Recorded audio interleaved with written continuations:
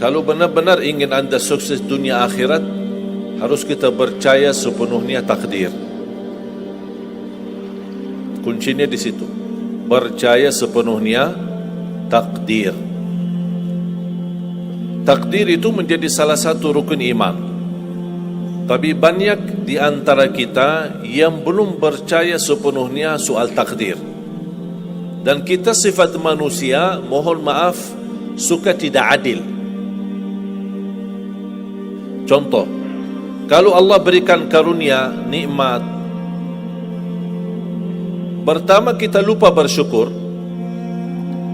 Yang kedua, kita tidak pernah berkata sama Allah, ya Allah, kenapa aku dapat nikmat ini?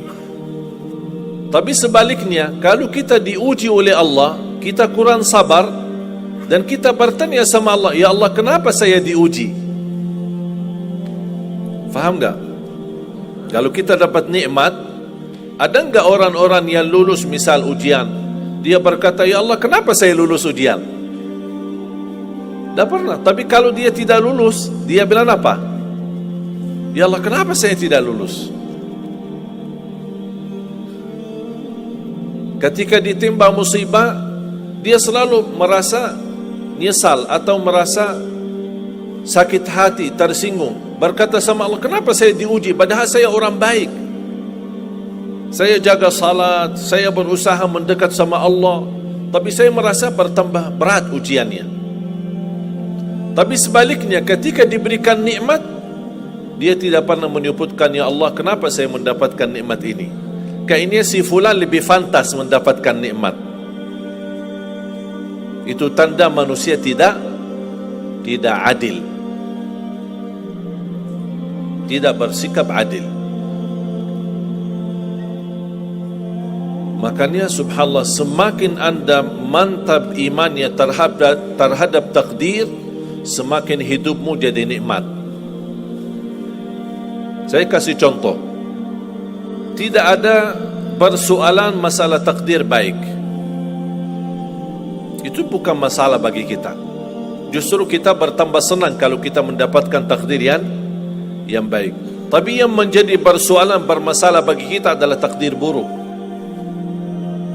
Ketika ditimpa musibah, ketika ada ujian, ada sakit, kesulitan, penghasilan yang tidak mencukupi, dan banyak masalah keluarga, masalah rezeki, masalah sama majikan, masalah di kerjaan, itu yang membuat banyak beban fikiran.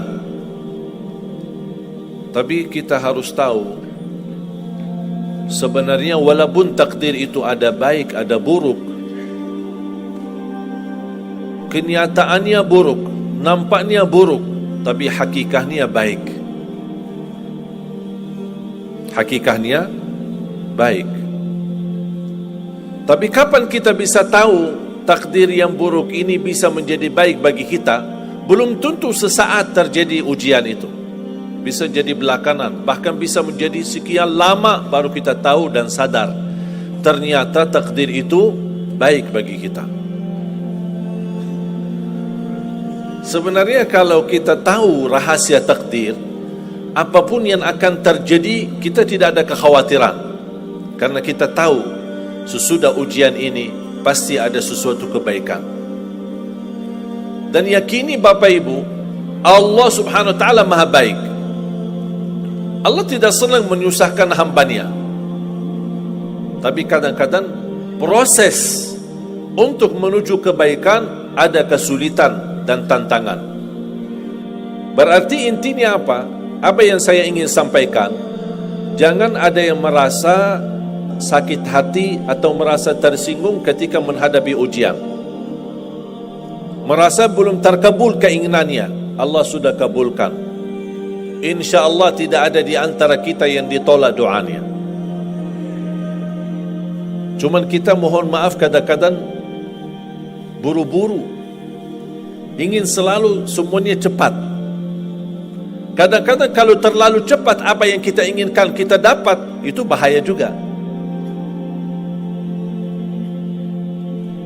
Makanya jemaah sekalian, kunci anda sukses dunia akhirat, percayalah takdir. Dan semua takdir itu baik, tapi kita belum tahu rahasianya.